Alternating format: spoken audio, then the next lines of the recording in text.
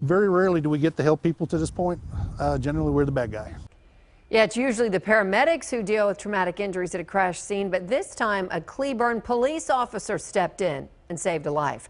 Fox 4's Brandon Todd is at John Peter Smith Hospital in Fort Worth with a story that you will see only on Fox 4. Brandon.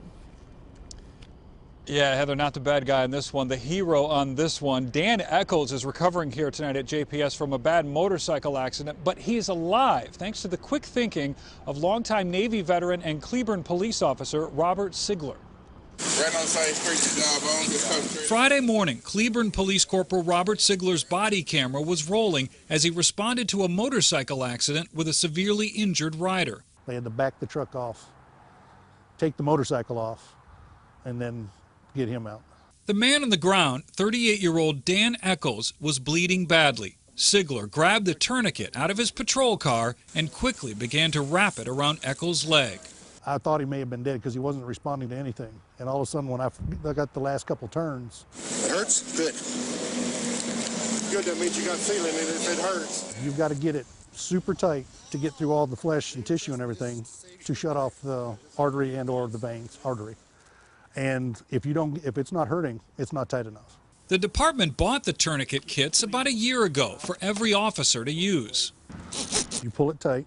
Training came from one of their own, Lieutenant Gary Mosley, a medic in the Navy Reserves. He used them in combat for 3 tours in Iraq and pushed for the department to make them standard issue. The things that we use overseas in the desert, these life-saving tools that every soldier, every Marine, every sailor has, are these kits, pretty much identical to what we got for the police department. And so bringing that background with it, you know, police officers on the street need that.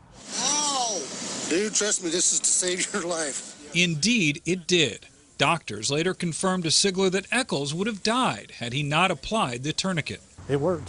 What can you not say? I mean, thank the Lord, thank God, thank you that you were there. Alana Alexander says her brother Dan is improving. She says he and her family couldn't be more grateful.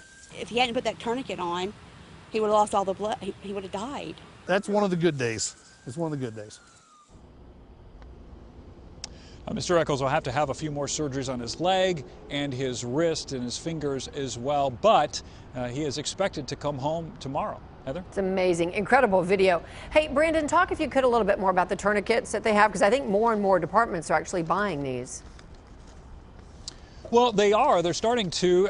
Fort Worth uses them already. Arlington has used them for a couple of years already. Cleburne officers were trained on how to use them over the last year, and also in general first aid. So far, Corporal Sigler is the first officer in the department to use the tourniquet in a real-life situation, but you know, they're about $80 a piece. But Heather, you talk to this family, that is money well spent. No kidding. All right, Brandon Todd, thank you.